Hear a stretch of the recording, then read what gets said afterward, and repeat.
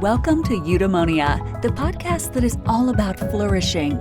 Plug in, relax, and get ready for the goodness as we explore the traits and practices that can help you thrive in life. With your host, Kim Forrester. Grant Schreiber is a publisher, editor, best-selling author, and founder of Schreiber Media. He's also the founding editor of Real Leaders, a leadership magazine that focuses exclusively on sustainability and ethical business. As part of his work exploring what it means to be a real leader, Grant has interviewed luminaries such as Richard Branson, Sheryl Sandberg, Oprah Winfrey, and Forrest Whitaker. Now, it's my pleasure to be chatting with Grant online today to explore what it truly means to be a leader in the 21st century and to learn how we can each activate the real leader that resides within us. Grant, thank you so much for being here with me. How are things there in Portland, Oregon? They're great. A little rainy and cold. Not what I'm used to coming from Cape Town, South Africa, where we've had drought for 4 years, but surviving. Very glad to see lots of water around me. Now, wanted to talk to you about leadership because you have obviously spent quite some years now pursuing the idea of leadership, exploring the idea of leadership, and delving deeper into what it is that we hold to be true about leadership. And what's interesting is that in a Forbes interview a couple of years ago, you stated that the concept of leadership is changing. So firstly, what do you think is some of the most pervasive, outdated concepts of what it means to be a leader? Well, one of the biggest is the fact that, telling people do what I say because I say so doesn't really have as much weight as it used to. Maybe up until 20, 30 years ago, and certainly in history, that's always been the way leadership has been seen and how it's worked. People have just been given instructions and you act on it. What's happening now is, and social media has probably had a large part to play in this, is that people have discovered their own personal power. And individuals are suddenly realizing that they can actually do things that previously only CEOs, executives, and politicians used to be able to do. So people have a voice for the very first time in a very broad way, and they can broadcast around the world and share their opinions. So people are less inclined to be told what to do and just follow blindly. Yes, it's not just the personal voice that's happened and come about as well. It's also the fact that the whole value of money has changed. Before in leadership, the corporations and individuals with the most money used to win. It used to be a no contest. If you had lots of money, you would be able to do what you wanted to. What we're seeing today in leadership is that somebody with very small resources can create huge change without any money at all, purely by doing an act or collaborating with somebody. So that's one of the biggest trends I've seen in leadership, is that people have managed to create positions of power with very small resources. You don't need a lot these days to create change. So I want to add in there the concept of education. You're saying that people can now become global leaders or very prominent leaders without having the right kind of money behind them. Do you think we need a traditional education as well as what has been perceived to be important in the past in terms of leadership? Do you think we need to do the traditional path, go to university these days to become a leader? No, not at all. I think the old idea of going to business school, going to a top university or a college is still relevant today. Having a qualification is still a very valuable thing, but it's not necessarily the benchmark as to whether you're going to get success in life or not. The old maxim of who you know in life is more important is actually very true today. You find people who are bonded together with like-minded ways of thinking, people who wanting to create positive change in the world. A lot of the time, that's good enough for a lot of people. The intent to actually want to do good, to create change, they get together and then they look for the resources afterwards. So, having a traditional degree or a diploma or some kind of qualification sometimes can actually cripple you, because what it's doing is looking at solutions from the past and saying, this is what you need for success, this is how you replicate it. And in fact, with things in the industry and jobs changing by the month, you'll have in a couple of years' time, I can't remember the figure, but there are going to be dozens or hundreds of jobs that used to be around that won't even exist anymore. So a lot of the time, universities are training you for an old way of thinking.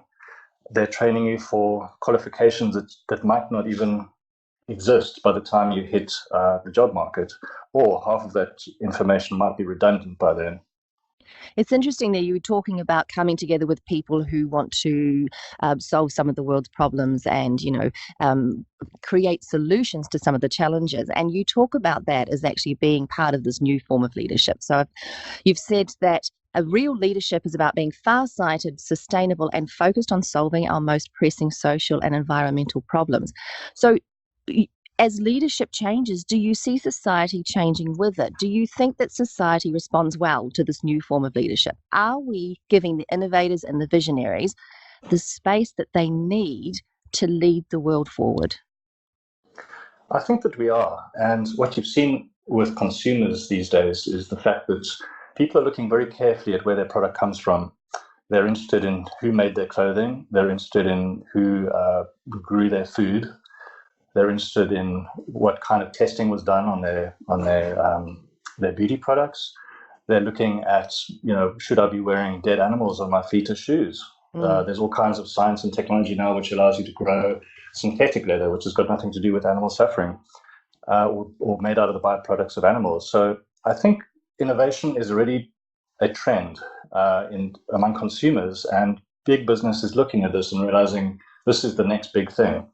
So it's not a case of do I innovate or shouldn't I innovate? It's a case of you have to innovate to actually be competitive in the market these days. It's not a luxury that you can decide whether you should or shouldn't.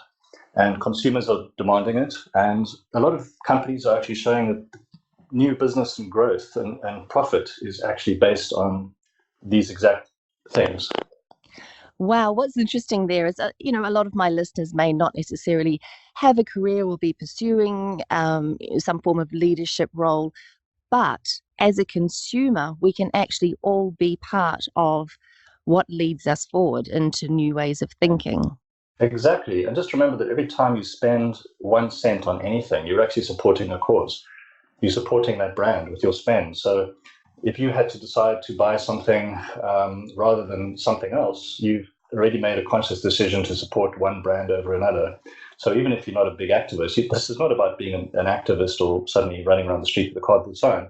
This is about deciding how you spend your money. And that in itself is a form of activism. And we can do that in so many ways. I imagine too, as voters, we are also equipped with the power that we need to lead society forward into different ways. Yes, exactly. And one of the people I wanted to mention was you're never too young to be able to create change. And I spoke a few years ago to a German guy called Felix Fink, who's a 20-year-old boy. He must be 21 years old now, who started planting trees as a school project at age 9. He started doing that. And he's now grown it into a global movement called Plant for the Planet. And he has since planted billions of trees. I think he set out with a goal of 1 million trees, and he's on a couple of billion.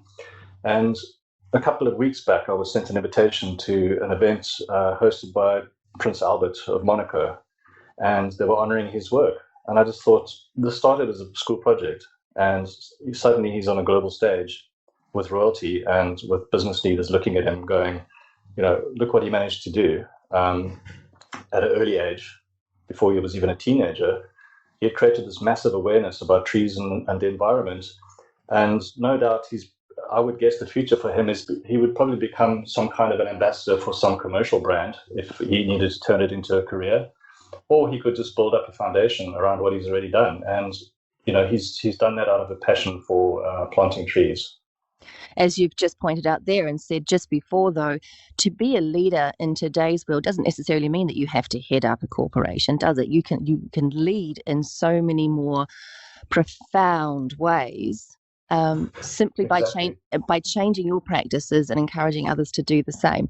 Now, Grant, you've had the great honour of interviewing some very influential leaders: Oprah, Richard Branson, Forrest Whitaker. Can you place a particular trait or quality that these leaders all imbue, that they all have in common? Or in your experience, do influential leaders all embody leadership in their own unique ways? There is a common thread. You would think that people who are celebrities, who are very high profile, would be a little snobby and a little bit ego driven. What I found with the people who are leading the most effectively is that that does not exist. They have got zero ego. They haven't let their celebrity status role get to them. And one of the most surprising things out of all the people I've spoken to, the most common response to when I say to them, who has influenced you the most in life? And you expect it to be some other celebrity, some other world leader. And most of them have said their mother or father. Wow. And when I spoke to Forrest Whitaker, I discovered that his mother used to be a nurse who used to work in a home for mentally disabled kids. And sometimes she used to ask Forrest to come and help her. And he used to see her at work with these patients and young kids and the empathy that she had. And you would kind of think maybe that's what you leave behind when you grow up and you remember your parents for what they were. But he's always held that empathy he saw in his mother in his heart. And what he's doing today is he has started a peace initiative in Sudan. And he's in Sudan on a regular basis teaching young kids about peace and about tolerance. And he relates that directly to what he saw his mother doing when he was younger. And the other person whose father influenced her greatly was Sarah Blakely, the founder of Spanx. She is one of the world's richest women, multi-billionaire. And her father said to her when she was young, every Friday at the dinner table, he used to ask her, what have you failed at this week? And you would think in most houses, if you had a parent asking you what you failed at all the time, that would push your self-esteem down greatly. But in fact, what it did was it forced her to evaluate her failures and see how she could improve. And by facing those fears and those failures, it actually made her stronger. And she built up a resilience to failure, purely from her father asking her that question. So when she finally stumbled on the idea for Spanx, which was basically, I think she cut off a pair of pantyhose, she cut the legs off and put them on and said, oh, this looks great. And she turned it into a multi-billion-dollar industry. So I think, never think that your parents haven't influenced you in some way, as much as you think that it's part of your formative years and that you've moved on from that, and that your career and your family that you create one day is going to be different. I think there are seeds that are planted when you're young by your parents that will carry you through. So I think that's the message I learned, that as a parent myself with two young boys, I'm very aware of every single thing I say to them because I know it's going to be forming them in some way down the line. Absolutely. That's what I can see is desperately important in what you just said there, is that when we are parents, we need to take that responsibility very carefully because we are literally leaders. There are other occasions, I think, where we are leading without even realizing that we're doing so. Every time we're in a situation where someone is looking to us for our example, every time someone is looking up to us in terms of being inspired by us or wanting to follow in our footsteps, we are literally leading. And Right. perhaps if we hold that thought top of mind, then we can be really careful about the examples that we are setting, that we be really careful about the behaviors that we are condoning, so Right. that those who look up to us or those who want to follow us are actually following us into a more sort of positive path forward. Exactly. And I don't think it's something which only happens when you're young and you only have one shot at it. I had an interview with Buzz Aldrin 2 years ago, and he's 88 years old now. Everyone knows him as somebody who walked on the moon. He was the second person in the world to walk on the moon. And you would think, well, he's probably just in comfortable retirement and, he's got all these stories and he's achieved what he needs to do. But just before I started speaking to him, he was arguing with somebody in the office about a whole lot of equations. And he was, saying S1, L1 is the way to go and whatever else they're doing is a waste of time. And I didn't know what he was talking about. Anyway, I found out afterwards that what he was actually doing was arguing with somebody about the trajectory to Mars. And I just thought to myself, goodness, if an 88-year-old is still, there's no chance of him ever going to Mars, but he's still passionate about what he does. And his life's mission is to push the boundaries, and he's still doing it at age 88. He's decided that he's going to be useful and lead and do what he can right until the end. So I don't necessarily think that you're only good as a leader when you're young or in your prime, in your 30s and 40s and 50s. I think, for people who retired and have already had a whole career, there's still opportunity for you to use that in different ways. You've actually shown us through your examples there that it doesn't matter what age you are, you still have a potential to lead. You can be a 9-year-old boy starting to plant trees. You can be 88-year-old astronaut making changes and pushing back in the way that they make decisions at NASA. I want to get to you though, Grant. So over the years, have you found that you are stepping into your own leadership role, in either professionally or personally, as you grow older, as you meet different sorts of people around the world? Do you feel that you have expanded your leadership potential in some way? Yes, I certainly have. I think one of the things I learned was the humbleness I mentioned earlier, where you get surprised at people who have accomplished so much are actually so humble. I've become more open to new ideas, new ways of thinking. I do travel a lot, so I do see a lot of cultures and different ways of thinking about the world. And I think the joy of publishing is just the huge diversity of people and thought that you come across. And speaking to many of the world's business leaders and world leaders, I've just realized that you have to start somewhere, however small. It's not about jumping in with a big splash. That you just need to start somewhere, and it'll grow from there. And that the most important thing is to actually surround yourself with like-minded people. It's so important to do that because I'm a firm believer in you become what you see around you. Mm-hmm. And the people you choose to surround yourself with are the people you ultimately become. So it's so important to choose your company in whichever way you are predisposed as a leader, and just to stay around them. And you will discover that you learn things that you never thought you would ever realize. It's certainly not someone else's job to make you into a leader. It's something you have to do yourself, and it's got to come from inside. That's really interesting because I think a lot of people would assume that if you're going to be a leader, you surround yourself with people who will follow you. But Yeah, you've just pushed back on that idea. So you're saying that we should perhaps surround ourselves with people who inspire us.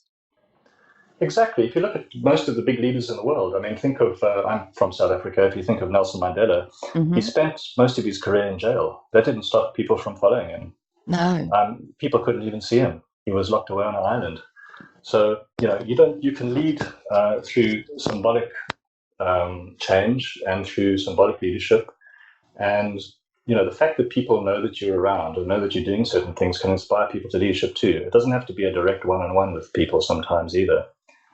One of the best examples I use on leadership and getting on with it in South Africa, you have two different types of beggars at the traffic lights. You get the ones that are standing there with a cardboard sign looking sorry for themselves, and they're just expecting a handout. Mm-hmm. And there are other beggars who've decided to become innovative. And some of them will stand there with a plastic bag collecting trash from your car. And they're offering you a service. They're cleaning your windscreen. They're telling you a joke. It's quite profound when you see how people who have got nothing are actually, you have a choice of either becoming the victim or you have a choice of stepping up and becoming innovative and finding a solution to how you're going to get yourself out of the situation. So I think right from that example right through to a top business leader, I think there are lessons to be learned in a similar way. It sounds like you're saying there's leadership potential in all of us. It's just about stepping out of that victim role or that follower role, or the apathy of someone else will change this, and deciding that you have the strength and the courage and the potential to do it yourself. That's right. Now, that leads me to a midnight epiphany I had a couple of nights ago, awake in the middle of the night, and we had a realization that being a leader, so in our own lives and our families and our own communities, being a leader can be as simple as simply being the first. So be the first to say hello to your neighbours, or be the first to reject plastic at the supermarket, be the first to welcome a refugee family into your home for dinner. Are there ways in your experience that we can enhance our leadership potential in small personal ways, ways that may not even look to yourself to be a form of leadership, but that will have a big impact on the world overall? Sure. I think one of the biggest things that holds most people back is fear. Fear of standing out, fear of being the first to do something. And a lot of people just don't realize that the reception you will get is not necessarily negative.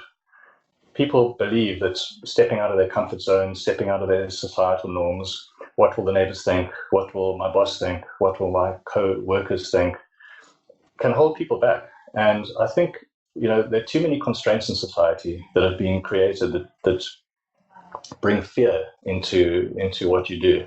And it's quite refreshing and liberating to do something small, as I said earlier, just something small, and getting a positive feedback to make you realize you can take the next step confidently, that you don't need to always be constrained by what society is saying and doing, and that you can actually do it. It really is as simple as starting something small. That's a really powerful thing you're saying there, because I think the other thing that can freeze us into apathy and inaction is the idea that we have something that we want to see change in the world, and we believe that we have the ability to change it, except that the problem's too big. And Yes. I alone can't change that enormous challenge out there. But can we apply that principle of just start small to something like that? Yes, I think it's looking around your neighborhood and identifying a problem. If Unilever, for an example, has looked around the world and discovered social problems and decided to change their products accordingly to make money and solve problems at the same time, there's no reason why you shouldn't look around your neighborhood and look at a derelict building and decide to do something about it. Look at some homelessness, hunger. Look at people who might need advice. It doesn't have to be a big social charity type thing. It could be offering your services for free to an individual or an organization that needs your help. And from there, you will actually find a cause or a meaning that might lead to phase 2 of what you're trying to achieve. But I think just offering your skills, as small as they are, to any charity, philanthropy, any benefit, any social cause that's out there, just taking the first step in offering your services, volunteering, just doing anything will actually allow you to start engaging on the problem. And when you start talking to the people who do that full time, you might actually have some fresh perspective for them as to what they're doing and how they could improve. A lot of people look at things from the outside and think, well, they must know what they're doing. They don't need my help. But you'd be surprised when you actually, point out a small fact to them of how they might do something differently. And you get a really good response from it, and you suddenly realize that they didn't actually know 100% what they were doing, and that your idea is actually worth considering. I think too, it's important for us all to realize that every sweeping social change out there actually started with one or two or a few people in their isolated communities deciding that they were going to lead in a different way, that they were going to make different choices or adopt different behaviors. Finally, Grant, this question is one that I ask all of my guests, and I'm wondering if you can suggest to my listeners a morning reminder. So this can be a mantra or a daily practice or a ritual that can help them affirm and embrace their natural leadership potential each morning. Well, as much as I would like to, I don't meditate. But what I do every morning is I exercise. And I do find that it focuses my mind. It certainly makes me feel much better about myself. And I think feeling good about yourself physically makes solutions naturally rise to the surface. It's a great way of de-stressing. And I think natural endorphins also give you that confident, energized, and happy personality, which is so important to attracting the right people and the right business to yourself.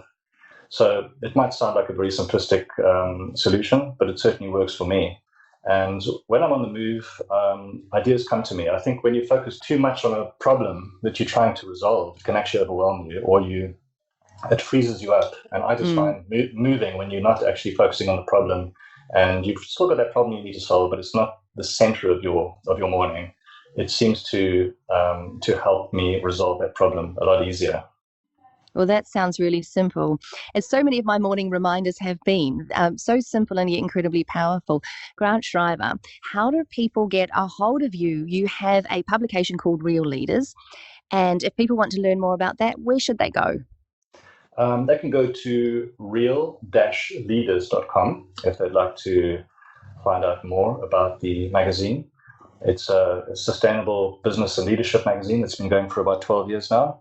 And we're always trying to look for amazing stories of individuals, companies, and organizations that are creating positive change in the world and making a profit at the same time. I'd love to hear from anyone who has some great ideas.